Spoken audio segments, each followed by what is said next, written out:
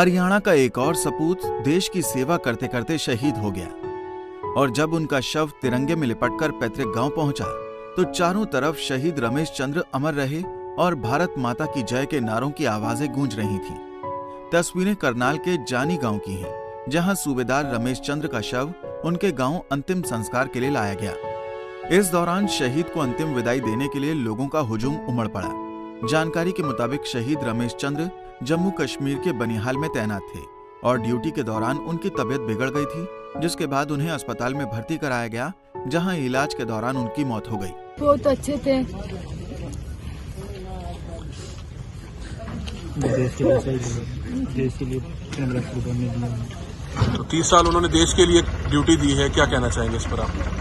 Duty पे भी सबसे अच्छे थे, सारे के सब बाप कहते थे, कोई भी नहीं कहता था भाई साहब हमारा, सब पापा पापा कहते थे, तो बहुत अच्छे थे। I love. बहुत याद आती होगी, लेकिन जब जाते थे आपको गर्व भी होता होगा जरूर कि देश के लिए उन्होंने किस तरह से शहादत दी है। हाँ। तो आप क्या करना चाहेंगे बड़े होकर?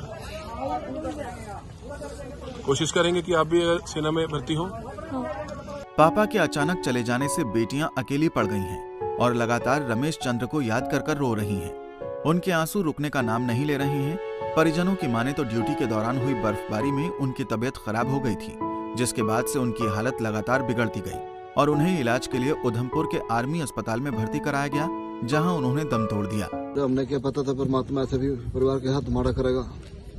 तो अचानक क्या हुआ? कुछ अचानक कुछ ऐसा था, बर्फबारी में कुछ ऐसा सुना हमारे को भी, बर्फ में कुछ दबाया, कुछ ऐसा कुछ हुआ इसका। तबीयत बिगड़ गई? तबीयत बिगड़ गया।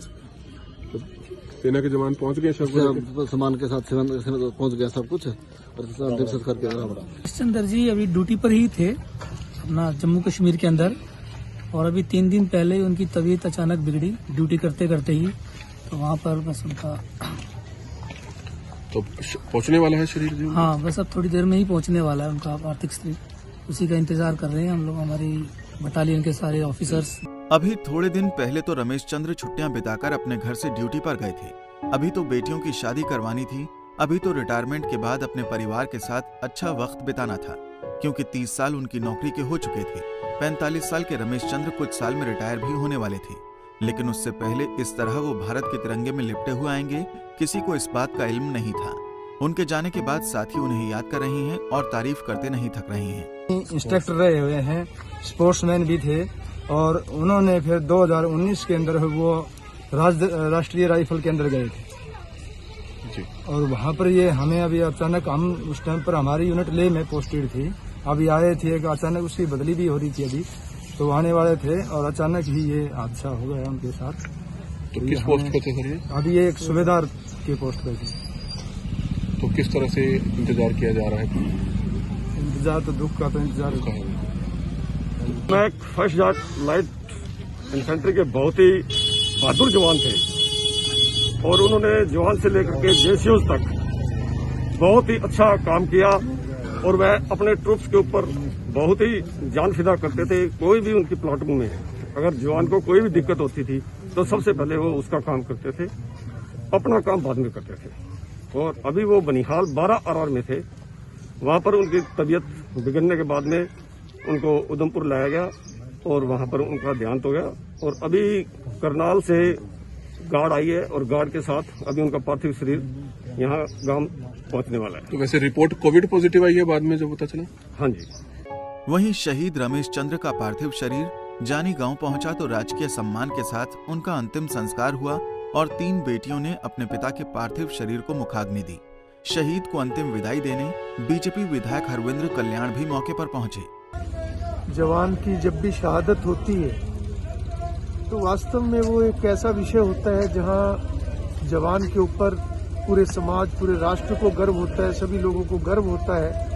वहीं परिवार के लिए भी वो बड़ा एक अलग तरह का समय होता है।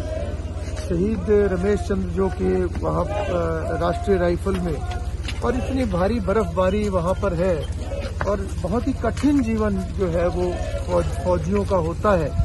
और मैं समझता हूँ कि ऐसे में परिवार किस तरीके से एक मजबूती के साथ ऐसे समय में, उसके बाद भी वो राष्ट्र घोष जो है देश के नारे लगाना, ये एक बहुत बड़ी मैं बात समझता हूँ। और ऐसे सपूत जो ऐसे महान उनके जो माँ बाप हैं जिन्होंने ऐसे सपूत को जन्म दिया, मैं समझता हूँ कि ये पूरे समाज के लिए एक बहुत बड़ा गर्व का विषय है और हम सबको भी प्रेरणा लेनी चाहिए कि कैसे राष्ट्रभक्ति के साथ जीवन हर व्यक्ति को जीना चाहिए, चाहे वो किसी भी कार्य में है, उसको राष्ट्र के लिए ही, समाज के लिए, राष्ट्र के लिए जीना चाहिए। रमेश चंद्र की 3 बेटियां हैं, तीनों की अभी शादी करनी थी। एक पिता के जाने का गम इन 3 बेटियों से ज्यादा कौन समझ सकता है। पूरे गांव में मातम का माहौल है।